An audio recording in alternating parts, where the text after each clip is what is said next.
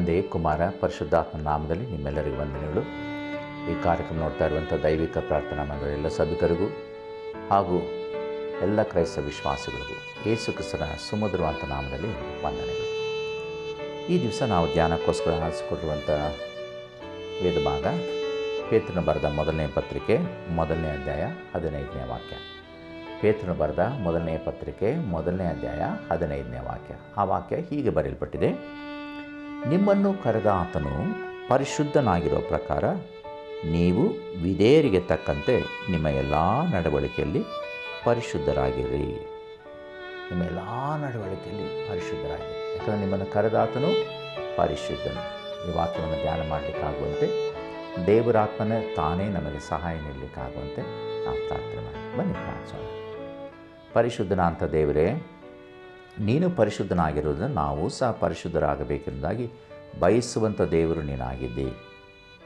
ಕರ್ತನೆ, ಈ ದಿವಸ ಇದನ್ನು ಧ್ಯಾನ ಮಾಡಲಿಕ್ಕೆ ನಿನ್ನ ಆತ್ಮನ ಸಹಾಯ ನಮಗೆ ಅನುಗ್ರಹಿಸಿಕೊಡಪ್ಪ. ವಾಕ್ಯವನ್ನು ಕೇಳಿಸಿಕೊಳ್ಳುವಂಥ ಪ್ರತಿಯೊಬ್ಬರ ಹೃದಯದಲ್ಲಿ ವಾಕ್ಯ ಕಾರ್ಯವನ್ನು ಮಾಡಲಿ. ಪ್ರಬೋಧಿಸಲಿಕ್ಕಿರುವಂಥ ಅಲ್ಪನ ಬಾಯಲು ನಿನ್ನ ಮಾತುಗಳನ್ನು ಹಾಕು. ಹೇಳಲಿಕ್ಕೆ ಶುದ್ಧ ಹೃದಯ, ಸಿದ್ಧ ಮನಸ್ಸನ್ನು ಕೊಟ್ಟು ಬಲಪಡಿಸು. ಸ್ತುತಿ, ಘನ, ಮಾನ, ಮಹಿಮೆ ನಿನಗೆ ಸಲ್ಲಿಸ್ತೇವೆ. ನಿನ್ನ ದಿವ್ಯನಾಮದಲ್ಲಿ ಬೇಡಿದ್ದೇವೆ ತಂದೆಯೇ, ಆಮೇಲೆ. ಪ್ರಿಯ ಸಹೋದರ ಸಹೋದರಿಯರೇ, ನಾವು ಈಗ ತಾನೇ ಓದಿದಂಥ ರೀತಿಯಲ್ಲಿ 1 ಪೇತ್ರ 1ನೇ ಅಧ್ಯಾಯ 15 ಮತ್ತು 16ನೇ ವಾಕ್ಯ ಹೇಳ್ತದೆ, ನಾನು ಪರಿಶುದ್ಧನಾಗಿರುವುದರಿಂದ ನೀವು ಸಹ ಪರಿಶುದ್ಧರಾಗಿರಬೇಕು ಎಂದು ಬರೆದದೆಯಲ್ಲ. ದೇವರು ಹೇಳ್ತಾರೆ, ನಾನು ಪರಿಶುದ್ಧ, ನೀವು ಸಹ ಪರಿಶುದ್ಧರಾಗಿರಬೇಕು. ನಿಮ್ಮನ್ನು ಕರೆದಾತನು ಪರಿಶುದ್ಧನು. ಮೊದಲನೇದಾಗಿ ನಿಮ್ಮನ್ನು ಕರೆದಾತನು ಪರಿಶುದ್ಧನು. ಎರಡನೇದಾಗಿ ನಾನು ಪರಿಶುದ್ಧನಾಗಿರೋದ್ರಿಂದ ನೀವು ಸಹ ಪರಿಶುದ್ಧರಾಗಬೇಕು. ಯಾವ ವಿಷಯದಲ್ಲಿ? ಎಲ್ಲ ನಡವಳಿಕೆಯಲ್ಲಿ, ನಿಮ್ಮ ನಡೆ, ನುಡಿ, ಆಚಾರ, ವಿಚಾರ, ಎಲ್ಲ ವಿಷಯಗಳಲ್ಲಿ, ಎಲ್ಲ ನಡವಳಿಕೆಯಲ್ಲಿ ನೀವು ಪರಿಶುದ್ಧರಾಗಿರಬೇಕೆಂದು ದೇವರು ಬಯಸ್ತಾನೆ. ಅದು ನಾವೇನು ಹೇಳ್ತೇವೆ? ಇದು ಕೇಳಿಸ್ಕೊಳ್ಳೋಕ್ಕೆ ಹೇಳೋಕ್ಕೆ ಸುಲಭ, ಆದರೆ ಮಾಡೋದು ತುಂಬ ಕಠಿಣ ಅಲ್ವಾ? ಪರಿಶುದ್ಧರಾಗೋದು ಅಂದರೆ ಸಾಮಾನ್ಯವಾದ ಕೆಲಸವ? ಅದು ಅಸಾಧ್ಯ. ದೇವರು ಪರಿಶುದ್ಧ ಸರಿ, ಬಟ್ ನಾವು ಅವರ ಲೆವೆಲ್ಗೆ ಪರಿಶುದ್ಧರಾಗೋದು ಖಂಡಿತ ಸಾಧ್ಯ ಇಲ್ಲ ಬ್ರದರ್ ಎಂಬುದಾಗಿ ನೀವು ಹೇಳ್ತೀರ. ನೋಡಿರಿ, ದೇವರು ಪ್ರತಿಯೊಂದು ಶೋಧನೆ ಕೊಡುವಾಗ ತಪ್ಪಿಸಿಕೊಳ್ಳುವಂಥದ್ದು ಮಾರ್ಗವನ್ನು ಕೊಡ್ತಾನೆ. ಆ ಪರಿಶುದ್ಧತ್ವದಲ್ಲಿ ನಾವು ಕಾಪಾಡಿಕೊಳ್ಳಿಕ್ಕೆ ಒಂದು ಮಾರ್ಗ ಖಂಡಿತವಾಗಿ ಸೂಚಿಸ್ತಾನೆ. ಶೋಧನೆ ಬಂದಾಗ ನಾವು ಶುದ್ಧತ್ವವನ್ನು ಕಳ್ಕೊಳ್ತೇವೆ ಎಂಬುದಾಗಿ ಹೇಳ್ತೇವೆ, ಆದರೆ ತಪ್ಪಿಸಿಕೊಳ್ಳುವಂಥ ಮಾರ್ಗವನ್ನು ಸಹ ದೇವರು ಒದಗಿಸಿಕೊಡ್ತಾನೆ. ನಾವೇನು ಮಾಡ್ತೇವೆ? ಪ್ರತಿಯೊಂದು ಪಾಪಕ್ಕೂ ನೆಪ ಹೂಡ್ತೇವೆ. ಇದನ್ನು ಸಹ ಉದಾಹರಣೆಗೆ ನೋಡಿರಿ, ಪರಿಶುದ್ಧತ್ವವನ್ನು ಕಾಪಾಡಿಕೊಳ್ಬೇಕು. ಸೈತಾನ ಹೇಳ್ತೇನೆ, ಇಲ್ಲ ನಿನ್ನ ಕೈಲ ಆಗೋದಿಲ್ಲ ಅಂತ. ಆ ಸೈತಾನ ಮಾತನ್ನು ಕೇಳ್ತೇವೆ, ದೇವ್ರ ಮಾತನ್ನು ಬಿಟ್ಟುಬಿಡ್ತೇವೆ. ಅದು ದೇವರಾಕೆ ಏನು ಹೇಳ್ತದೆ? ಕೊರಿಂಥದವರಿಗೆ ಬರೆದ ಮೊದಲನೇ ಪತ್ರ ತೆಗಿರಿ, 1 ಕೊರಿಂಥ 10ನೇ ಅಧ್ಯಾಯಕ್ಕೆ ನಿಮ್ಮ ಸತ್ಯವೇದವನ್ನು ತಿರುಗಿಸಿ. ಪೌಲನು ಕೊರಿಂಥದವರಿಗೆ ಬರೆದ ಮೊದಲನೇ ಪತ್ರ 10ನೇ ಅಧ್ಯಾಯದಲ್ಲಿ ಒಂದು ಅಮೂಲ್ಯವಾದಂಥ ಮಾತಿದೆ. 13ನೇ ವಾಕ್ಯ ಏನು ಹೇಳ್ತದೆ? ಮನುಷ್ಯರು ಸಹಿಸಬಹುದಾದ ಶೋಧನೆಯ ಹೊರತು ಬೇರೆ ಯಾವುದು ನಿಮಗೆ ಸಂಭವಿಸುವುದಿಲ್ಲ. ದೇವರು ನಂಬಿಗಸ್ತನು. ನಿಮ್ಮ ಶಕ್ತಿಯನ್ನು ಮೀರುವ ಶೋಧನೆ ನಿಮಗೆ ಬರಗೊಡಿಸದೆ ನೀವು ಅದನ್ನು ಸಹಿಸುವುದಕ್ಕೆ ಶಕ್ತರಾಗುವಂತೆ ಶೋಧನೆಯಾಗುತ್ತಲೇ ತಪ್ಪಿಸಿಕೊಳ್ಳುವ ಮಾರ್ಗವನ್ನು ಸಿದ್ಧ ಮಾಡ್ತಾನೆ. ಹಾಗಾಗಿ ಶೋಧನೆಗೆ ಬಿದ್ದಾಗ ನಾನು ಶುದ್ಧತ್ವ ಕಳ್ಕೊಳ್ತೇನೆ, ಈ ಶೋಧನೆ ಜಯಿಸಲಿಕ್ಕೆ ನನಗೆ ಸಾಧ್ಯ ಇಲ್ಲ ಎಂದಾಗ ನೀವು ಹೇಳುವ ಅವಶ್ಯಕತೆ ಇಲ್ಲ. ದೇವರು ಹೇಳ್ತಾನೆ, ಆ ಶೋಧನೆ ಸಹಿಸಬಹುದಾದ ಶೋಧನೆ ಕೊಡ್ತಾನೆ, ಆದರೆ ತಪ್ಪಿಸಿಕೊಳ್ಳುವಂಥ ಮಾರ್ಗವನ್ನು ಕೊಡ್ತಾನೆ. ನೀವಾಗ ನಾವು ಹೋಗಿ ಸಿಕ್ಕಿ ಹಾಕ್ಕೊಂಡು ನಾನು ಶೋಧನೆಗೆ ಬಿದ್ದು ಹೋಗ್ಬಿಟ್ಟೆ, ಅಪರಿಶುದ್ಧದಲ್ಲಿ ಬಿದ್ದು ಹೋಗ್ಬಿಟ್ಟೆ, ಶುದ್ಧತೆ ಕಾಪಾಡಿಕೊಳ್ಳಲಿಕ್ಕೆ ಸಾಧ್ಯ ಇಲ್ಲ ಎಂಬುದಾಗಿ ಸಬೂಬನ್ನು ಹೇಳಬಾರದು. ಯಾಕಂದರೆ ನಿಮ್ಮನ್ನು ಕರೆದ ಆತನು ನಂಬಿಗಸ್ತನು. ಅವ್ರಿಗೆ ಗೊತ್ತಲ್ವಾ ಇದು ಖಂಡಿತ ಇವ್ರಿಗೆ ಸಾಧ್ಯ. ನಮಗೆ ಏನು ಸಾಧ್ಯವೋ ಅದನ್ನು ಮಾತ್ರ ದೇವರು ಅನುಮತಿಸ್ತಾರೆ. ಅದು ಗೊತ್ತಲ್ಲ, ದೇವರು ಆ ರೀತಿ ಹೇಳ್ತದೆ. ಹಾಗಾಗಿ ಅನೇಕರು ಹೇಳ್ತಾರೆ, ಮೊದಲನೇದಾಗಿ ಪವಿತ್ರತೆ ಸಾಧ್ಯವೇ ಇಲ್ಲ. ಈ ರೀತಿಯಾದಂಥ ಅಂದರೆ ದೇವರ ಮಟ್ಟಕ್ಕೆ ನಾವು ಪರಿಶುದ್ಧತ್ವವನ್ನು ಕಾಪಾಡಿಕೊಳ್ಳಲಿಕ್ಕೆ ಸಾಧ್ಯತೆ ಇಲ್ಲ. ಹೀಗೆ ಸಾಧ್ಯ ಇಲ್ಲ. ಸತ್ಯವೇದದಲ್ಲಿ ಅನೇಕ ಉದಾಹರಣೆಗಳಿದೆ, ಆಧಾರಗಳಿದೆ. ನೋಡಿರಿ, ಒಂದೆರಡು ನೋಡೋಣ. ನೀವು ಆದಿಕಾಂಡ ಪುಸ್ತಕಕ್ಕೆ ಬನ್ನಿ, 6ನೇ ಅಧ್ಯಾಯ 9ನೇ ವಾಕ್ಯ. ನನ್ನೊಂದಿಗೆ ಸತ್ಯವೇದ ತೆಗಿರಿ. ಆದಿಕಾಂಡ ಪುಸ್ತಕ 6ನೇ ಅಧ್ಯಾಯದ 9ನೇ ವಾಕ್ಯ ಏನು ಹೇಳ್ತದೆ? ದೇವರ ವಾಕ್ಯ, ನೋಹನ ಚರಿತ್ರೆ ಎಂದಾಗ ಹೇಳಿ, ನೋಹನು ನೀತಿವಂತನು, ತನ್ನ ಕಾಲದವರಲ್ಲಿ ತಪ್ಪಿಲ್ಲದವನು ಆಗಿದ್ದನು. ಅವನು ದೇವರೊಂದಿಗೆ ಅನ್ಯೋನ್ಯವಾಗಿ ನಡೆದುಕೊಂಡನು. ನೋಡ್ರಿ, ನೋಹನ ವಿಷಯದಲ್ಲಿ ಅವನೇನಂತೆ? ನೀತಿವಂತ, ತನ್ನ ಕಾಲದಲ್ಲಿ ತಪ್ಪಿಲ್ಲದವನು. ಮೂರನೇದಾಗಿ ದೇವರೊಂದಿಗೆ ಅನ್ಯೋನ್ಯವಾಗಿ ನಡ್ಕೊಂಡ. ನೋಡಿದ್ರೆ ಅವನ ವಿಷಯದಲ್ಲಿ ದೇವರೇ ಒಂದು ಸರ್ಟಿಫಿಕೇಟ್ ಕೊಡ್ತಾರೆ. ನೋಹ ನೀತಿವಂತ, ತಪ್ಪಿಲ್ಲದವ, ದೇವರೊಂದಿಗೆ ಅನ್ಯೂನ್ಯತೆಯನ್ನು ನಡ್ಕೊಂಡ. ಅವನಿಗೆ ಸಾಧ್ಯವಾಯ್ತಲ್ಲ, ಆ ಪರಿಶುದ್ಧತ್ವವನ್ನು ಕಾಪಾಡಿಕೊಳ್ಳಿಕ್ಕೆ ಅವನಿಗೆ ಸಾಧ್ಯವಾಯ್ತಲ್ಲ. ಇನ್ನು ಯೋಬನ ಪುಸ್ತಕ ತೆಗೀರಿ. ಯೋಬನ ಪುಸ್ತಕ 1ನೇ ಅಧ್ಯಾಯದ 8ನೇ ವಾಕ್ಯ ಏನು ಹೇಳ್ತದೆ? ಯೋಬನ ಪುಸ್ತಕ 1ನೇ ಅಧ್ಯಾಯದ 8ನೇ ವಾಕ್ಯ. ಅಲ್ಲಿಯೂ ಸಹ ಯೋಬನ ಕುರಿತು ದೇವರೊಂದು ಸರ್ಟಿಫಿಕೇಟ್ ಕೊಡ್ತಾರೆ. ಏನು ಹೇಳ್ತಾರೆ? ಅವನು ದೇವರಲ್ಲಿ ಭಯಭಕ್ತಿಯುಳ್ಳವನಾಗಿ ಕೆಟ್ಟದ್ದನ್ನು ನಿರಾಕರಿಸುತ್ತಾ ನಿರ್ದೋಷಿಯು ಯಥಾರ್ಥ ಚಿತ್ತನೂ ಆಗಿದ್ದಾನೆ. ಅವನಿಗೆ ಸಮಾನನು ಭೂಲೋಕದಲ್ಲಿ ಎಲ್ಲಿಯೂ ಸಿಕ್ಕುವುದಿಲ್ಲ. ಎಂಥ ಒಳ್ಳೆಯ ಸರ್ಟಿಫಿಕೇಟ್ ನೋಡ್ರಿ ಯೋಬನಿಗೆ. ಏನಂತೆ ಅವನಿಗೆ ಹೇಳಿದ್ದು? ಅವನು ಮೊದಲನೇದಾಗಿ ದೇವರಲ್ಲಿ ಭಯಭಕ್ತಿಯುಳ್ಳವನು, 2ನೇದಾಗಿ ಕೆಟ್ಟದ್ದನ್ನು ನಿರಾಕರಿಸುವನು, 3ನೇದಾಗಿ ನಿರ್ದೋಷಿ, 4ನೇದಾಗಿ ಯಥಾರ್ಥ ಚಿತ್ತ, 5ನೇದಾಗಿ ಅವನಿಗೆ ಸಮಾನನು ಭೂಲೋಕದಲ್ಲಿ ಎಲ್ಲೂ ಸಿಕ್ಕೋದಿಲ್ಲ. ಅವನ ಪರಿಶುದ್ಧತ್ವ ಕಾಪಾಡಿಕೊಳ್ಳಿಲ್ವಾ? ಸಾಧ್ಯ ಇದೆ. ದೇವರ ವಾಕ್ಯ ಹೇಳ್ತದೆ. ಲೂಕನ ಸುವರ್ತಮಾನ 1ನೇ ಅಧ್ಯಾಯ 6ನೇ ವಾಕ್ಯಕ್ಕೆ ಬನ್ನಿ. ನಮ್ಮ ಹೊಸ ಒಡಂಬಡಿಕೆಯಲ್ಲಿ ಲೂಕನ ಸುವರ್ತಮಾನ 1ನೇ ಅಧ್ಯಾಯದಲ್ಲಿ 6ನೇ ವಾಕ್ಯದಲ್ಲಿ ಒಂದು ಅದ್ಭುತವಾದಂಥ ವಾಕ್ಯ ಬರೆಯಲ್ಪಟ್ಟಿದೆ. ಏನು ಹೇಳ್ತದೆ? ಅವರಿಬ್ಬರು, ಯಾರಿಬ್ಬರು? ಜಕರಿಯನು ಮತ್ತು ಎಲಿಜಬೆತಳು, ಗಂಡ ಹೆಂಡತಿ. ಅವರಿಬ್ಬರು ಕರ್ತನ ಎಲ್ಲ ಆಜ್ಞೆಗಳನ್ನು, ನೇಮನಿಷ್ಠಗಳನ್ನು ಕೈಕೊಂಡು ತಪ್ಪಿಲ್ಲದಂತೆ ನಡ್ಕೊಳ್ತಾ ದೇವರ ದೃಷ್ಟಿಯಲ್ಲಿ ನೀತಿವಂತರಾಗಿದ್ದರು. ನೋಡ್ರಿ, 3 ಉದಾಹರಣೆ ನಿಮಗೆ ಕೊಟ್ಟೆ. 3 ಉದಾಹರಣೆಗಳಲ್ಲೂ ಸಹ ಅವರು ನೀತಿವಂತರಾಗಿದ್ದರು, ದೇವರಲ್ಲಿ ಭಯಭಕ್ತಿ ಉಳ್ಳವರಾಗಿದ್ದರು, ದೇವರ ಆಜ್ಞೆಗಳನ್ನು ಕೈಕೊಂಡು ನಡೆಯುವಂಥವರಾಗಿದ್ದರು. ಅವರಿಗೆ ಸಾಧ್ಯವಾಗೋದು ನಮಗೆ ನಿಮಗೆ ಯಾಕೆ ಸಾಧ್ಯವಾಗೋದಿಲ್ಲ? ಎಲ್ಲ ಆಜ್ಞೆ ನೇಮನಿಷ್ಠೆ ಎಲ್ಲವನ್ನ ಕೈಕೊಂಡು ನಡ್ಕೊಳ್ತಾ ದೇವರ ದೃಷ್ಟಿಯಲ್ಲಿ ನೀತಿವಂತರಾಗಿದ್ದರು ಎಂಬುದಾಗಿ. ನೀವು ಹೇಳ್ತೀವಿ, ಇಲ್ಲ ಬ್ರದರ್, ಶುದ್ಧತೆ ಕಾಪಾಡಿಕೊಳ್ಳೋಕ್ಕೆ ಸಾಧ್ಯವೇ ಇಲ್ಲ. ನೀವು ಶುದ್ಧತೆ ಮಾಡೋಕ್ಕೆ ಸಾಧ್ಯ ಇಲ್ಲ. ಯಾಕೆ ಗೊತ್ತಾ? ನಿಮ್ಮಿಂದ ಶುದ್ಧತೆ ಬರಲಿಕ್ಕೆ ಸಾಧ್ಯವೇ ಇಲ್ಲ. ನಾವೆಲ್ಲರೂ ಯಾರು? ತಾಯಿ ಗರ್ಭದಿಂದ ಹೊರಬಂದಂಥವರೆಲ್ಲರೂ ನಾವು ಯಾರು? ಪಾಪಿಗಳು. ಆದರೆ ನಮ್ಮಲ್ಲಿ ಶುದ್ಧತೆಯನ್ನು ಉಂಟು ಮಾಡುವಂಥ ಒಬ್ಬ ದೇವರಿದ್ದಾನಲ್ವಾ? ಆ ಶುದ್ಧತೆಯನ್ನು ಪರಿಪಾಲಿಸಿಕೊಂಡು ಹೋಯ್ತನು. ನಾನು ಪರಿಶುದ್ಧನಾಗಿರುವುದು ನೀವು ಸಹ ಪರಿಶುದ್ಧರಾಗಿರೋ ಎಂಬುದಾಗಿ ಕರೆದಿದ್ದಾನಲ್ವಾ? ಯಾರ ದೇವರು ಗೊತ್ತಾ? ನಮ್ಮ ಕನ್ನಡ ಕೀರ್ತನೆ ಸಂಗ್ರಹದಲ್ಲಿ ಒಂದು ಭವ್ಯವಾದಂಥ ಒಂದು ಕೀರ್ತನೆ ಇದೆ. ಅದರಲ್ಲಿ ಒಂದು ಚರಣ ನಿಮಗೋಸ್ಕರ ಹಾಡ್ತಾನೆ. 8ನೇ ಕೀರ್ತನೆ. ಶುದ್ಧನು ದೇವರು ಧ್ಯಾನಿಸಿರಿ. ಶುದ್ಧತೆಯನ್ನು ಪರಿಪಾಲಿಸುತ್ತ ಪರಿಶುದ್ಧತೆಯನ್ನು ತಾಂಪುಟ್ಟಿಸುತ್ತ. ಏನು ಹೇಳ್ತದೆ? ಶುದ್ಧತೆಯನ್ನು ಪರಿಪಾಲಿಸುತ್ತಾ ಪರಿಶುದ್ಧತೆಯನ್ನು ತಾಂಪುಟ್ಟಿಸುತ್ತಾ. ಪರಿಶುದ್ಧತ್ವವನ್ನು ನಾನು ಹುಟ್ಟಿಸ್ಲಿಕ್ಕೆ ಸಾಧ್ಯ ಇಲ್ಲ. ಆ ಶುದ್ಧನಾದಂಥ ದೇವರು ಪರಿಶುದ್ಧತೆಯನ್ನು ತಾಂಪುಟ್ಟಿಸುತ್ತಾ ಬುದ್ಧಿಯ ನೂತನ ಮಾಡಿಸಿ ನಮ್ಮನ್ನು, ನಮ್ಮ ಬುದ್ಧಿಯನ್ನು ನೂತನ ಮಾಡ್ತಾನಂತೆ, ನೂತನ ಮಾಡಿಸಿ ನಮ್ಮನ್ನು ಶುದ್ಧರ ಮಾರ್ಗದೊಳ್ ನಡೆಸುವನೈ. ಆ ಶುದ್ಧರ ಮಾರ್ಗದಲ್ಲಿ ನಮ್ಮ ನಡೆಸುವನು ಯಾರು?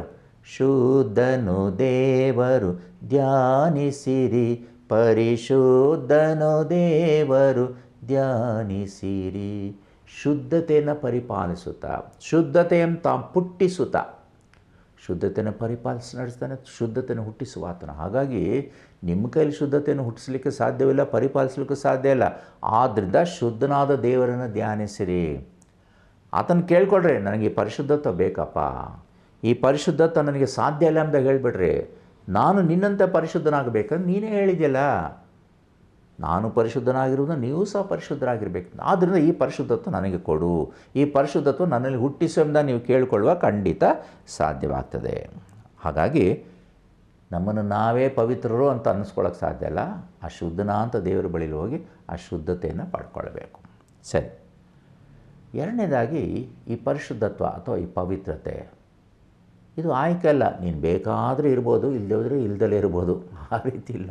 ದೇವರು ಹೇಳ್ತಾನೆ, ಕರೆದಾತ ನಂಬಿಗಸ್ತನು, ಆದ್ದರಿಂದ ನೀವು ಸಹ ಪರಿಶುದ್ಧರಾಗಿರ್ಬೇಕು. ಅಂದರೆ ಪರಿಶುದ್ಧತ್ವ ಅಥವಾ ಪವಿತ್ರತೆ ಅನ್ನುವುದು ಆಯ್ಕೆ ಅಲ್ಲ. ಮೊದಲನೇದು, ಪವಿತ್ರತೆ ಅಸಾಧ್ಯ ಅಲ್ಲ. ಸಾಧ್ಯವೇ ಇಲ್ಲ ಅಂತ ನೀನು ಹೇಳೋಂಗಿಲ್ಲ. ಅದು ಖಂಡಿತ ಅಸಾಧ್ಯವಲ್ಲ, ಖಂಡಿತ ಸಾಧ್ಯ. ಪವಿತ್ರತೆ ಅಥವಾ ಪರಿಶುದ್ಧತ್ವ ಕಾಪಾಡಿಕೊಳ್ಳಲಿಕ್ಕೆ ಸಾಧ್ಯತೆ ಇದೆ. ಉದಾಹರಣೆ ನಾನು ಕೊಟ್ಟಿದ್ದೆ. 2ನೇದಾಗಿ, ಪವಿತ್ರತೆ ಆಯ್ಕೆ ಅಲ್ಲ. ಇಷ್ಟ ಆದರೆ ಪವಿತ್ರನಾಗಿರ್ಬೋದು, ಇಲ್ಲ ಅಂದರೆ ಅಪರಿಶುದ್ಧನಾಗಿರ್ಬೋದು. ಅಲ್ಲ, ದೇವರ ವಾಕ್ಯ ಏನು ಹೇಳ್ತದೆ? ಪರಿಶುದ್ಧನು ತನ್ನನ್ನು ಇನ್ನೂ ಪರಿಶುದ್ಧಗೊಳಿಸಿಕೊಳ್ಳಲಿ ಎಂದಾಗ ದೇವರ ವಾಕ್ಯ ಹೇಳ್ತದೆ. ಹಾಗಾಗಿ ಇದು ಆಯ್ಕೆ ಅಲ್ಲ, ದೇವರ ಬಯಕೆ.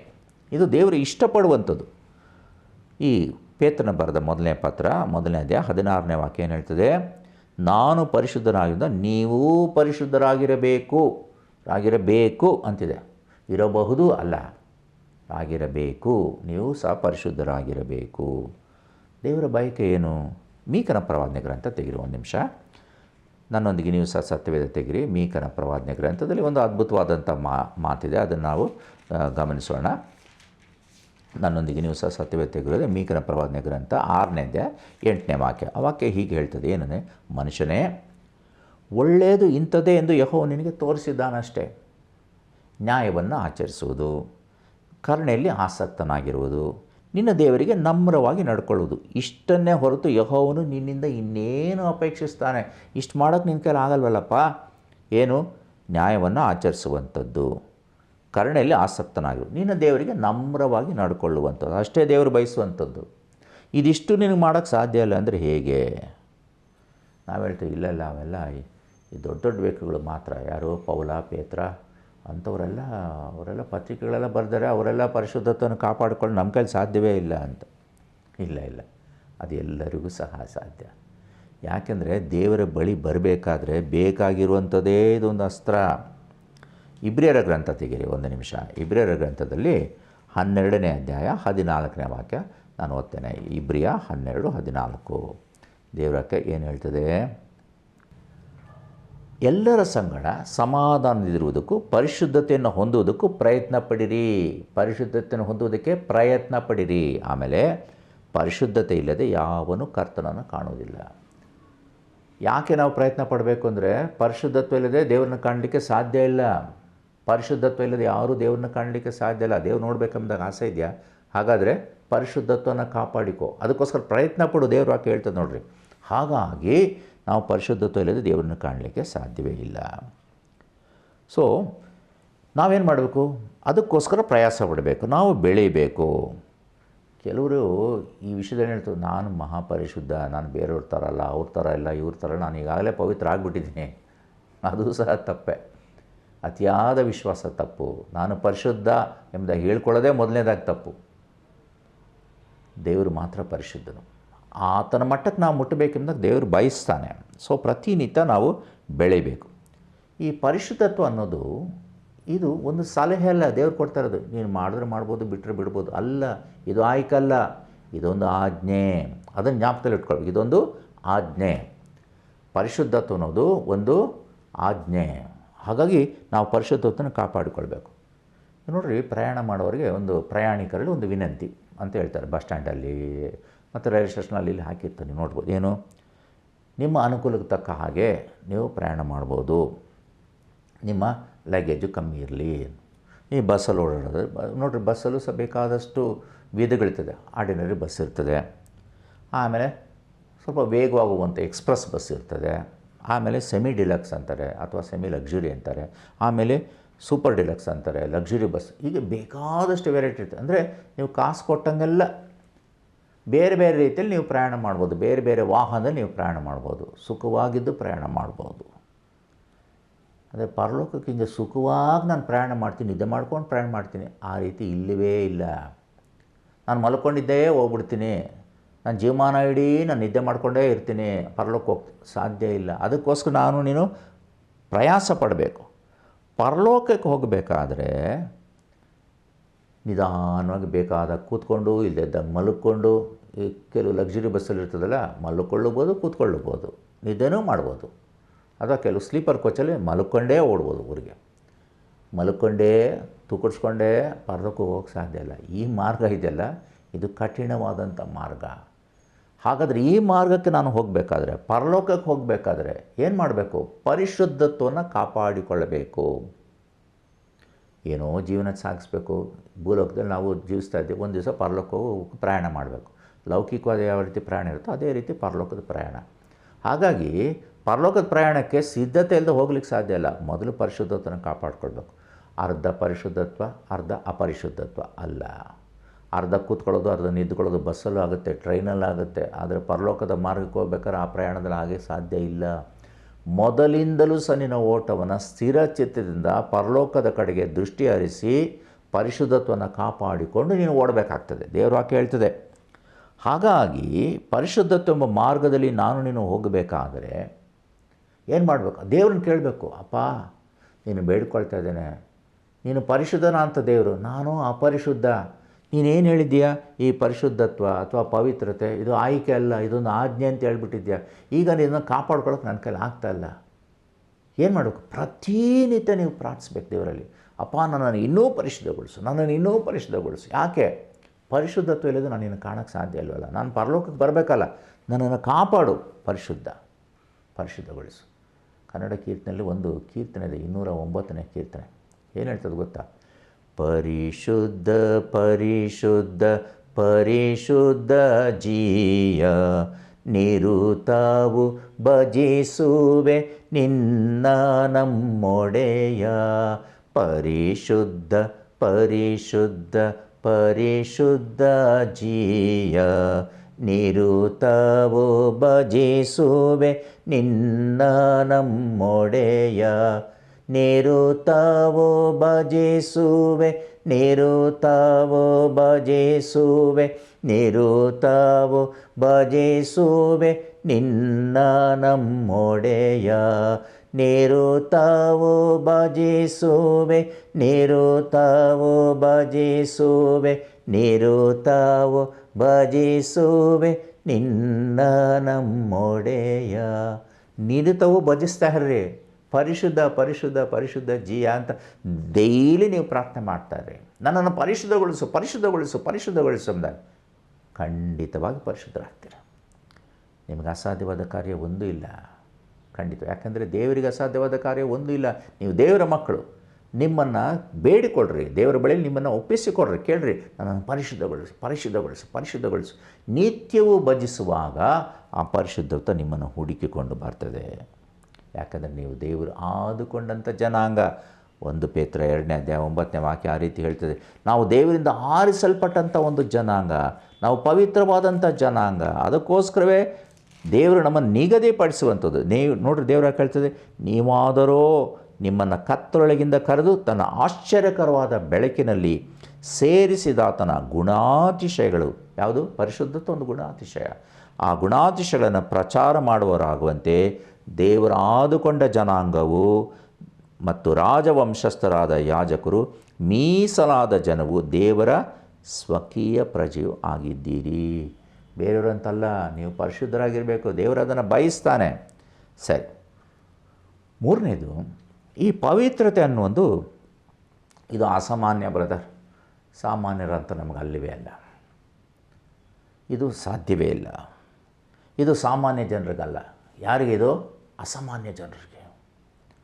ಭಾಳ ಪ್ರಾರ್ಥನೆ ಮಾಡುವಂಥವ್ರು.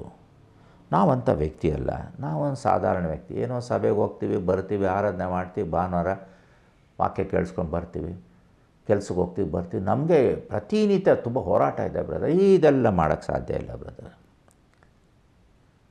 ಖಂಡಿತನಾ? ದೇವ್ರು ಕೇಳ್ತಾನೆ, ದೇವ್ರಿಗೆ ಗೊತ್ತಿಲ್ವ ನೀನು ಯಾರು ಅಂತ? ದೇವ್ರಿಗೆ ಗೊತ್ತಿಲ್ವ ನಿನ್ನ ಕೆಲಸ ಇದೆ ಅಂತ? ಪರಿಶುದ್ಧತ್ವ ಕಾಪಾಡ್ಕೊಳ್ಳೋಕ್ಕೆ ಕೆಲಸದಲ್ಲಿ ಆಗೋದಿಲ್ವಾ? ಹೇಳ್ತಾನೆ, ನಾನು ಕೆಲಸದಲ್ಲಿ ಪರಿಶುದ್ಧತ್ವ ಕಾಪಾಡೋಕ್ಕೆ ಸಾಧ್ಯ ಇಲ್ಲ.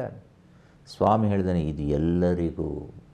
ಪರಿಶುದ್ಧತ್ವ ಅನ್ನೋದು ದೇವರ ಮಕ್ಕಳು ಅನಿಸ್ಕೊಳ್ಳುವಂಥ ಪ್ರತಿಯೊಬ್ಬರಿಗೂ, ಯಾರ್ಯಾರು ಆತನ ನಾಮ ಸ್ಮರಣೆ ಮಾಡ್ತಾವ್ರೋ ಎಲ್ಲರಿಗೂ ಸಹ ಈ ಪರಿಶುದ್ಧತ್ವ ಏನಿದು?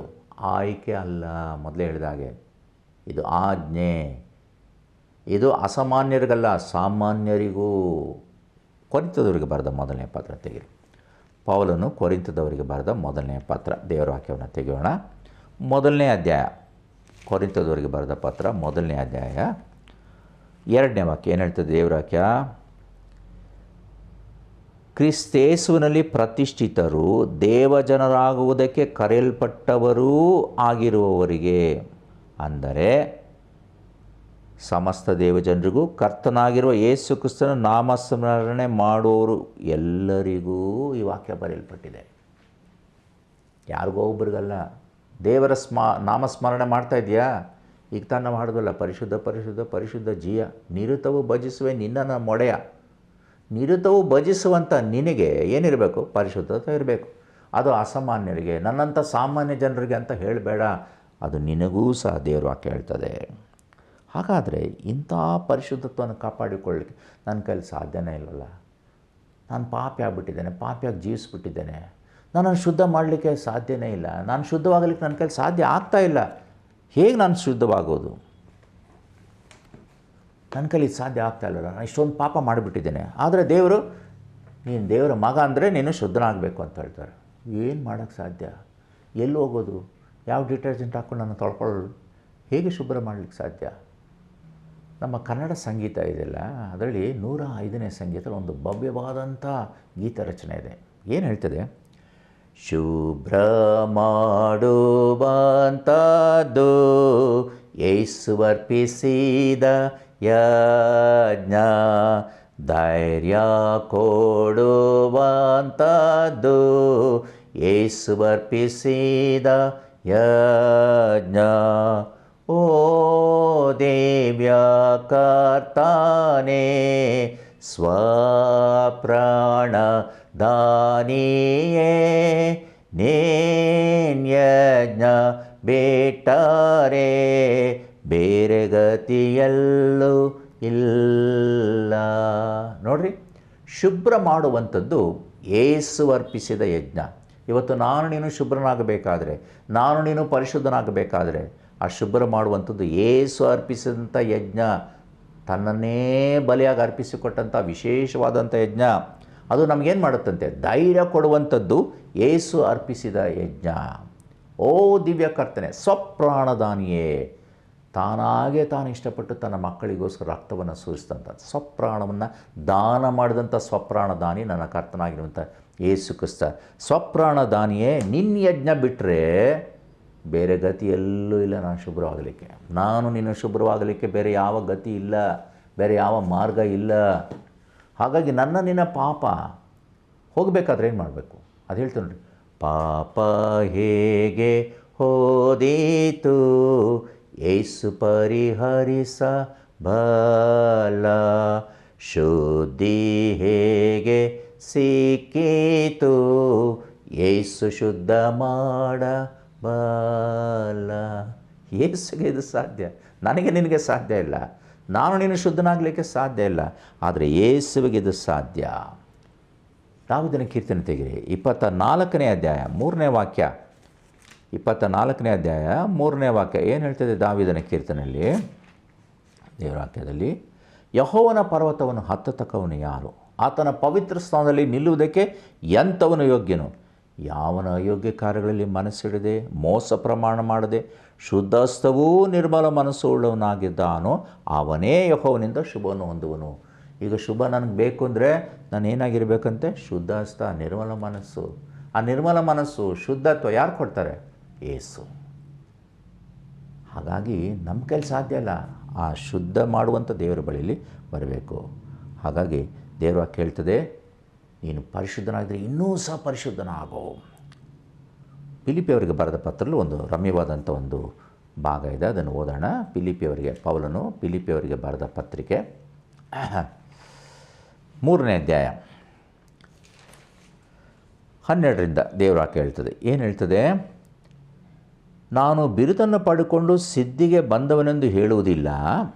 ನಾನು ಯಾವುದನ್ನು ಹೊಂದುವುದಕ್ಕಾಗಿ ಕ್ರಿಸ್ತ ಯೇಸು ನನ್ನನ್ನು ಹಿಡಿದುಕೊಂಡನೋ ಅದನ್ನು ಹಿಡಿದುಕೊಳ್ಳೋದಕ್ಕೋಸ್ಕರ ಓಡ್ತಾ ಇದ್ದೇನೆ. ಇನ್ನೂ ಓಡ್ತಾ ಇದ್ದೀನಿ ಅಂತ ನಾನು ನೋಡ್ರಿ, ನಾನು ಈಗಾಗಲೇ ಹಿಡ್ಕೊಂಬಿಟ್ಟಿದ್ದೇನೆ, ನಾನು ಈಗಾಗಲೇ ಪರಿಶುದ್ಧ ಅಂತ ಹೇಳ್ತಿಲ್ಲ. ಅದನ್ನು ಹಿಡ್ಕೊಳ್ಳೋಕೆ ಓಡ್ತಾ ಇದ್ದೇನೆ, ಆ ಪರಿಶುದ್ಧತನ ಕಾಪಾಡಿಕೊಳ್ಳಿಕ್ಕೆ ನಾನು ಓಡ್ತಾ ಇದ್ದೇನೆ ಎಂಬುದಾಗಿ ಹೇಳ್ತಾನೆ. ಎಂಥ ಅದ್ಭುತವಾದಂಥ ಮಾತು ನೋಡ್ರಿ. ಹಾಗಾಗಿ ನಾವು ನಮ್ಮ ಈ ಪರಿಶುದ್ಧತ್ವವನ್ನು ಕಾಪಾಡಿಕೊಳ್ಳಿಕ್ಕೆ ಓಡ್ತಾನೇ ಇರಬೇಕಂತೆ. ಸರಿ, ಮುಂದಿನ ಇನ್ನೊಂದು ಭಾಗ ಏನು? ಈ ಪರಿಶುದ್ಧತ್ವವನ್ನು ಸಂದರ್ಭಕ್ಕೆ ತಕ್ಕಂತಲ್ಲ. ಒಂದು ಕಾಲದಲ್ಲಿ ಪರಿಶುದ್ಧನಾಗಿರುವುದು, ಇನ್ನೊಂದು ಕಾಲದಲ್ಲಿ ಅಪರಿಶುದ್ಧನಾಗಿರುವುದು ಸಂದರ್ಭಕ್ಕೆ ತಕ್ಕಂತೆ ಉಪಯೋಗಿಸಲಿಕ್ಕೆ ಸಾಧ್ಯ ಇಲ್ಲ.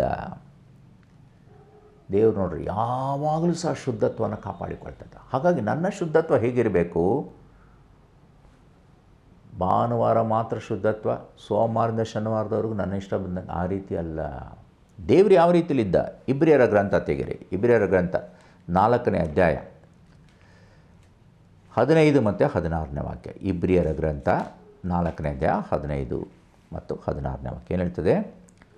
ಯಾಕೆಂದರೆ ನಮಗಿರುವ ಮಹಾಯಾಜಕನು ನಮ್ಮ ನಿರ್ಬಲ ಅವಸ್ಥೆಯನ್ನು ಕುರಿತು ಅನುತಾಪವಿಲ್ಲದವನಲ್ಲ. ಆತನು ಸರ್ವ ವಿಷಯಗಳಲ್ಲಿ ನಮ್ಮ ಹಾಗೆ ಶೋಧನೆಗೆ ಗುರಿಯಾದನು, ಪಾಪ ಮಾತ್ರ ಮಾಡಲಿಲ್ಲ.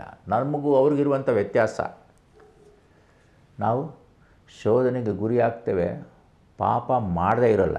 ಆದರೆ ಸ್ವಾಮಿ ಹಂಗಲ್ಲ, ಶೋಧನೆಗೂ ಗುರಿಯಾದರೂ ಪಾಪ ಮಾತ್ರ ಮಾಡಲಿಲ್ಲ. ಭಾನುವಾರ ಮಾತ್ರ ಅಲ್ಲ, ಸಂದರ್ಭಕ್ಕೆ ತಕ್ಕ ಹಾಗೆ ಪರಿಶುದ್ಧತ್ವವನ್ನು ಮಾಡೋದಲ್ಲ. ಸಂದರ್ಭಕ್ಕೆ ತಕ್ಕ ಹಾಗೆ ಒಬ್ಬರು ಇದ್ದಾಗ ಆ ಸಂದರ್ಭ ನೋಡ್ಕೊಂಡು ನಾವು ಪರಿಶುದ್ಧತ್ವ ಥರ ಇರೋದು, ಆಮೇಲೆ ಪಾಪಿ ಥರ ಅದಲ್ಲ. ಸ್ವಾಮಿ ನೋಡ್ರಿ, ಶೋಧನೆಗೆ ಗುರಿಯಾದರೂ ಸಹ ಪಾಪ ಮಾತ್ರ ಮಾಡಲಿಲ್ಲ. ಎಲ್ಲ ದಿವಸ, ಎಲ್ಲ ಗಂಟೆಗಳಲ್ಲಿ, ಎಲ್ಲ ನಿಮಿಷಗಳಲ್ಲಿ ಪಾಪ ಮಾಡದಂತೆ ಜೀವಿಸಿದ ಆ ಯೇಸು ಎಲ್ಲ ಸಂದರ್ಭದಲ್ಲಿ ಪವಿತ್ರತೆ. ಇದು ಹೇಗೆ ಸಾಧ್ಯ? ಇದು ಹೇಗೆ ಸಾಧ್ಯ? ಕೆಲವು ಸರಿ ಕೆಲವ್ರ ಜೊತೆ ನಾವು ಸೇರುವಾಗ ನಾವು ಪಾಪ ಮಾಡಿಬಿಡ್ತೇವಲ್ಲ, ದೇವ್ರಿಗೆ ಇಷ್ಟವಾಗದೇ ಇರುವಂಥ ಕಾರ್ಯಗಳನ್ನು ಮಾಡಿಬಿಡ್ತೇವಲ್ಲ. ಹೇಗೆ ಸಾಧ್ಯ? ಕಾಪಾಡ್ಕೊಳ್ಳೋಕೆ ಹೇಗೆ ಸಾಧ್ಯ? ಸ್ವಾಮಿ ನಮಗೆ ಉದಾಹರಣೆ ಹೇಳ್ತಾನೆ, ಇಬ್ರಿಯ ಗ್ರಂಥ 7ನೇ ಅಧ್ಯಾಯ 26ನೇ ವಾಕ್ಯ, ಇಂಥವನೇ ನಮಗೆ ಬೇಕಾದ ಮಹಾಯಾಜಕನು. ಈತನು ಯಾರು? ಪರಿಶುದ್ಧನು, ನಿರ್ದೋಷಿಯು, ನಿಷ್ಕಳಂಕನು, ಪಾಪಿಗಳಲ್ಲಿ ಸೇರದೆ ಪ್ರತ್ಯೇಕವಾಗಿರುವ ಆತನು. ಪಾಪ ಅಂತ ಗೊತ್ತಾಗ್ತಾನೆ, ಯಾಕೆ ಅದ್ರಲ್ಲಿ ಸೇರಬೇಕು? ಕನ್ನಡ ಕೀರ್ತನೆಯಲ್ಲಿ, ನಮ್ಮ ಕೀರ್ತನೆ ಸಂಗ್ರಹದಲ್ಲಿ ಒಂದು ಮಾತಿದೆ, ಯಾವನು ದುಷ್ಟರ ಆಲೋಚನೆಯಂತೆ ನಡೆಯಿದೆ, ಪಾಪಾತ್ಮನ ಮಾರ್ಗದಲ್ಲಿ ನಿಂತುಕೊಳ್ಳದೆ, ಧರ್ಮನಿಂದಕರೊಡನೆ ಕೂತುಕೊಳ್ಳದೆ ಅಲ್ವಾ?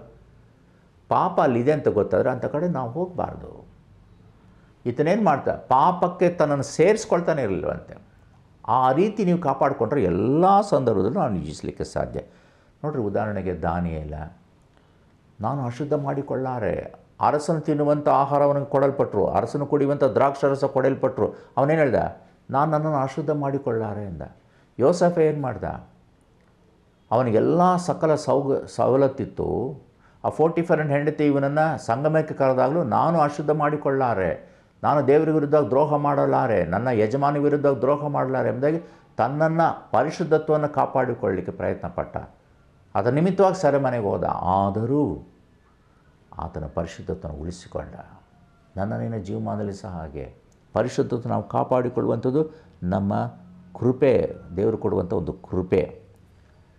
ಕೆಲವರು ಹೇಳ್ತಾರೆ, ಏನು ಮಾಡೋದು ಬ್ರದರ್, ಲೋಕದಲ್ಲಿದ್ದೀವಿ, ಹಾಗಾಗಿ ಲೋಕದಲ್ಲಿ ಸೇರೋದ್ರಿಂದ ನಾವು ಎಲ್ಲ ರೀತಿ ಪಾಪ ಮಾಡಬೇಕಾಗ್ತದೆ, ಹೋರಾಟಗಳು ಬರ್ತದೆ, ಸಮಸ್ಯೆಗಳು ಬರ್ತದೆ, ನಾವು ಸಂದರ್ಭಕ್ಕೆ ತಕ್ಕಂಗೆ ಕೆಲವು ಸರಿ ಪಾಪ ಮಾಡಿಬಿಡ್ತೇವೆ.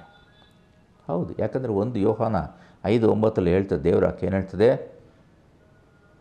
1 ಯೋಹಾನ 5ನೇ ಅಧ್ಯಾಯ 19ನೇ ವಾಕ್ಯ, ಕ್ಷಮಿಸಿ, ನಾವು ದೇವರಿಂದ ಹುಟ್ಟಿದವರೆಂದವು, ಲೋಕವೆಲ್ಲವೂ ಕೆಡುಕನ ವಶದಲ್ಲಿ ಬಿದ್ದದೆ ಎಂದು ನಮಗೆ ಗೊತ್ತು.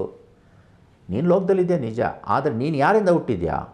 ದೇವರಿಂದ ಹುಟ್ಟಿದ್ಯಾ. ಲೋಕ ಎಲ್ಲ ಕೆಡುಕನ ವಶದಲ್ಲಿದೆ. ಲೋಕ ಎಲ್ಲ ಕೆಡುಕನ ವಶದಲ್ಲಿದೆ ಅಂತ ನೀನು ಹೋಗಿ ಅವನ ವಶದಲ್ಲಿ ಹೋಗಬೇಡ. ಲೋಕವೆಲ್ಲವೂ ಕೆಡುಕನ ವಶದಲ್ಲಿದ್ದರೂ ಸಹ ನೀನು ದೇವರಿಂದ ಹುಟ್ಟಿದವನಾಗಿದ್ದಿ. ಹಾಗಾಗಿ ದೇವರ ಮಗನಾಗಿ ಜೀವಿಸಿ ಎಂಬುದಾಗಿ ಸತ್ಯವೇದ ನನಗೂ ನಿನಗೂ ಹೇಳ್ಕೊಡ್ತದೆ. ಹಾಗಾದರೆ ಈ ಲೋಕದವ್ರ ಜೊತೆ ನಾನು ಬೆರಿಬಾರ್ದಾ, ಸಹವಾಸ ಮಾಡಬಾರ್ದಾ ಅಂತ ಕೆಲವರು ಕೇಳ್ತಾರೆ. ನೋಡಿರಿ, ಅವ್ರಿಗೆ ಒಂದು ಮಾತು, ಕೊರಿಂಥದವ್ರಿಗೆ ಬರೆದ 1ನೇ ಪತ್ರ 5ನೇ ಅಧ್ಯಾಯ 9-10 ಏನು ಹೇಳ್ತದೆ? ಜಾರರ ಸಹವಾಸ ಮಾಡಬಾರ್ದೆಂದು ನನ್ನ ಪತ್ರಿಕೆಯಲ್ಲಿ ಬರೆದಿದ್ದೇನಷ್ಟೆ. ಈ ಲೋಕದಲ್ಲಿರುವ ಜಾರರು, ಲೋಭಿಗಳು, ಸುಲುಕೊಳ್ಳುವವರು, ವಿಗ್ರಹಾರಾಧಕರು ಇವರ ಸಹವಾಸವನ್ನು ಬಿಟ್ಟು ಬಿಡಬೇಕೆಂದು ನನ್ನ ತಾತ್ಪರ್ಯ ಅಲ್ಲ. ಹಾಗೆ ಬಿಡಬೇಕಾದ್ರೆ ನೀವು ಲೋಕವನ್ನೇ ಬಿಟ್ಟು ಹೋಗಬೇಕಾಗುವುದು. ನಿಜ ತಾನೆ? ಅವರೆಲ್ಲರೂ ಲೋಕದಲ್ಲಿದ್ದಾರಲ್ವಾ? ಹಾಗಾದ್ರೆ ಏನು ಅದರ ಅರ್ಥ? ಅದರ ಅರ್ಥ ಏನಂದರೆ, ಅವರೆಲ್ಲ ಲೋಕದಲ್ಲಿದ್ದಾರೆ, ನೀನು ಅವರ ಜೊತೆ ಸೇರಿ ಅವರ ಕಾರ್ಯಗಳನ್ನು ಮಾಡಬೇಡ, ನೀನು ಪರಿಶುದ್ಧತ್ವನ ಕಾಪಾಡಿಕೋ. ಲೋಕದಲ್ಲಿ ನೀನಿದೆಯಾ, ಲೋಕದಲ್ಲಿ ಅವರು ಇದ್ದಾರೆ. ಯಾರು ಸಹವಾಸ ಮಾಡಬಾರ್ದು ಅಂದರೆ ಏನು, ಲೋಕನೇ ಬಿಟ್ಬಿಡಬೇಕು. ಕೆಲವ್ರು ಹೇಳ್ತಾರೆ, ನಾನು ಪೇಪರೇ ಓದಲ್ಲ, ಪೇಪರ್ಲು ಯಾವ ನೋಡು ಕೊಲೆ ಅದು ಇದು ಇರ್ತದೆ. ಬಟ್ ಅದರಲ್ಲಿ ಒಳ್ಳೆಯ ವಿಷಯಗಳು ಇರ್ತದಲ್ವ. ಕೆಲವರು ಟಿ ವಿ ನೋಡಲ್ಲ ಅಂತಾರೆ, ಟಿ ವಿನಲ್ಲೂ ಇದೇ ರೀತಿ ಬರ್ತದೆ. ಅದರಲ್ಲೂ ದೇವ್ರ ವಾಕ್ಯ ಬರುತ್ತಲ್ವ. ಆರಿಸಿಕೊಳ್ಳುವಂಥದ್ದು ಆಯ್ಕೆ ನಿನ್ನದು. ಅಂಥವ್ರ ಜೊತೆಯಲ್ಲಿ ನೀನಿರ್ತೀಯ, ಆದರೆ ನೀನು ಅವರಲ್ಲಿ ಬೆರೆಯಬೇಡ, ನಿನ್ನ ಪರಿಶುದ್ಧತ್ವ ನೀನು ಕಾಪಾಡಿಕೊ. ಅದೇ ಈ ಮಾತಿನ ಅರ್ಥ. ಲೋಭಿಗಳು, ಜಾರರೆಲ್ಲ ಇರ್ತಾರೆ, ಅವ್ರ ಜೊತೆನೇ ಬಿಟ್ಬಿಡು ಅಂದರೆ ಲೋಕನೇ ಬಿಟ್ಬಿಡ್ಬೇಕಾಗ್ತದೆ. ಅಲ್ಲ, ಲೋಕದಲ್ಲಿ ನೀನಿದೆಯಾ, ಅದು ಲೋಕ ಕೆಡುಕನ ವಶದಲ್ಲಿದೆ. ನೀನು ಕೆಡುಕನ ವಶಕ್ಕೆ ಹೋಗಬೇಡ, ಯಾಕಂದರೆ ನೀನು ದೇವರ ಮಗ. ಅದು ದೇವರ ಮಾತು. ಸರಿ, ಹಾಗಾದರೆ ಏನು ಮಾಡಬೇಕು?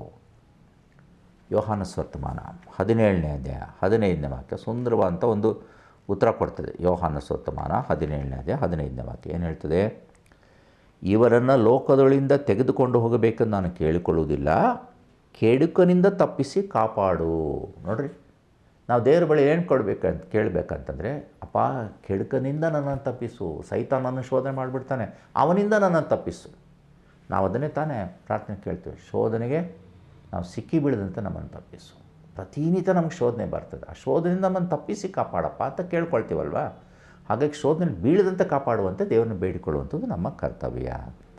ಆಗ ಸ್ವಾಮಿ ಏನು ಮಾಡ್ತಾನೆ, ತಪ್ಪಿಸಿಕೊಳ್ಳುವಂಥ ಒಂದು ಮಾರ್ಗವನ್ನು ಕೊಡ್ತಾನೆ. ಇದನ್ನು ನಾನು ಮೊದಲೇ ಹೇಳಿದೆ ಅಲ್ವಾ, 1 ಕೊರಿಂಥ 10:13 ಶೋಧನೆ ಬಂದಾಗ ತಪ್ಪಿಸುವಂಥ ಮಾರ್ಗವನ್ನು ಸ್ವಾಮಿ ಕೊಡ್ತಾನೆ, ಯಾವಾಗ ನೀನು ಬೇಡಿಕೊಳ್ಳುವಾಗ. ಹಾಗಾಗಿ ಸ್ವಾಮಿ ಹೇಳ್ತಾನೆ, ನೀನು ಪರಿಶುದ್ಧನಾಗಿದ್ದರೆ ಇನ್ನೂ ಸಹ ಪರಿಶುದ್ಧನಾಗಪ್ಪ, ಯಾಕಂದರೆ ನನ್ನ ಬರುವಿಕೆ ಭಾಳ ಸಮೀಪ ಆಗ್ತದೆ. ಪ್ರಕಟಣೆ ಗ್ರಂಥ 22ನೇ ಅಧ್ಯಾಯದಲ್ಲಿ ಒಂದು ಮಾತಿದೆ, ಆ ವಾಕ್ಯ ಏನು ನೋಡೋಣ. 22ನೇ ಅಧ್ಯಾಯ 11-12 ವಾಕ್ಯ ಹೇಳ್ತಿದೆ, ಅನ್ಯಾಯ ಮಾಡುವವನು ಇನ್ನೂ ಅನ್ಯಾಯ ಮಾಡಲಿ, ಮೈಲಿಗೆ ಆದವನು ತನ್ನನ್ನು ಇನ್ನೂ ಮೈಲಿಗೆ ಮಾಡಿಕೊಳ್ಳಿ, ನೀತಿವಂತನು ಇನ್ನೂ ನೀತಿಯನ್ನು ಅನುಸರಿಸಲಿ, ಪವಿತ್ರನು ತನ್ನನ್ನು ಇನ್ನೂ ಪವಿತ್ರ ಮಾಡಿಕೊಳ್ಳಲಿ. ಯಾಕೆ? ಈಗೋ ಬೇಗ ಬರುತ್ತೇನೆ, ನಾನು ಪ್ರತಿಯೊಬ್ಬನಿಗೂ ಅವನವನ ನಡತೆಯ ಪ್ರಕಾರ ಕೊಡತಕ್ಕ ಪ್ರತಿಫಲವು ನನ್ನ ಕೈಯಲ್ಲಿ ಅದೇ. ಸ್ವಾಮಿ ಭಾಳ ಬೇಗ ಬರ್ತಿದ್ದಾನೆ, ಆದ್ದರಿಂದ ಪರಿಶುದ್ಧನು ಇನ್ನೂ ಸಹ ಪರಿಶುದ್ಧ ಮಾಡಿಕೊಳ್ಳಲಿ, ಯಾಕೆಂದರೆ ನಾನು ಬೇಗ ಬರ್ತಿದ್ದೇನೆ. ಆತನ ಬರುವಿಕೆಗೆ ನಮ್ಮನ್ನು ಸಿದ್ಧ ಮಾಡಿಕೊಳ್ಳೋಣ, ಪವಿತ್ರ ಜೀವಿತವನ್ನು ಜೀವಿಸೋಣ. ಬನ್ನಿ ಪ್ರಾರ್ಥನೆ ಮಾಡೋಣ. ಕೃಪಾ ಸಂಪೂರ್ಣ ಅಂತ ದೇವರೇ, ಪರಿಶುದ್ಧತ್ವವನ್ನು ಕಾಪಾಡಿಕೊಳ್ಳಿಕ್ಕೆ ಸ್ವಾಮಿ ನಿನ್ನ ಸಹಾಯಕ್ಕೋಸ್ಕರ ನಾವು ಪ್ರಾರ್ಥನೆ ಮಾಡ್ತೇವಪ್ಪ. ಹೌದು ಕರ್ತನೆ, ಇದು ನಮ್ಮಂಥವರಿಗೆಲ್ಲ ಅಸಾಮಾನ್ಯರಿಗೆ ಎಂಬುದಾಗಿ ಹೇಳುವುದು ಬೇಡ, ಇದು ಸಾಧ್ಯವಿಲ್ಲ, ಅದು ಅಸಾಧ್ಯ ಎಂಬುದಾಗಿ ಹೇಳುವುದು ಬೇಡ. ಹೌದು ಸ್ವಾಮಿ, ಇದು ಆಯ್ಕೆ ಅಲ್ಲ, ಬದಲಾಗಿದ್ದು ಆಜ್ಞೆ. ನಾವು ನಿನ್ನ ಆಜ್ಞೆಯನ್ನು ಕೈಕೊಂಡು ನಡೀಲಿಕ್ಕಾಗುವಂತೆ, ಪರಿಶುದ್ಧತ್ವವನ್ನು ಕಾಪಾಡಿಕೊಳ್ಳಿಕ್ಕಾಗುವಂತೆ, ಪರಿಶುದ್ಧನಾಗಿದ್ದರೆ ಇನ್ನೂ ಸಹ ಪರಿಶುದ್ಧ ಮಾಡಿಕೊಳ್ಳಿಕ್ಕಾಗುವಂತೆ, ನಿನ್ನ ಬರುವಿಕೆಯಲ್ಲಿ ಎತ್ತಲ್ಪಡುವಂಥ ಸಂಖ್ಯೆಯಲ್ಲಿ ಕಾಣಲ್ಪಡಲಿಕ್ಕಾಗುವಂತೆ ನಿನ್ನ ಸಹಾಯಕ್ಕೋಸ್ಕರ ಪ್ರಾರ್ಥನೆ ಮಾಡ್ತೇವೆ. ವಾಕ್ಯವನ್ನು ಕೇಳಿಸ್ಕೊಂಡಂಥ ಎಲ್ಲರ ಜೀವಮಾನದಲ್ಲಿ ಪರಿಶುದ್ಧತ್ವವನ್ನು ಕಾಪಾಡಿಕೊಂಡು ಇನ್ನೂ ಪರಿಶುದ್ಧರಾಗಲಿಕ್ಕೆ ಕೃಪೆ ಕೊಟ್ಟು ಆಶೀರ್ವದಿಸು. ಸ್ತುತಿ, ಘನ, ಮಾನ, ಮಹಿಮೆ ನಿನಗೆ ಸಲ್ಲಿಸ್ತೇವೆ. ನಿನ್ನ ದಿವ್ಯನಾಮದಲ್ಲಿ ಬೇಡಿದ್ದೇವೆ ತಂದೆಯೇ, ಆಮೇಲೆ. ಕರ್ತನು ತಾನೇ ನಿಮ್ಮೆಲ್ಲರನ್ನು ಪರಿಶುದ್ಧಗೊಳಿಸಿ ಆಶೀರ್ವದಿಸಲಿ.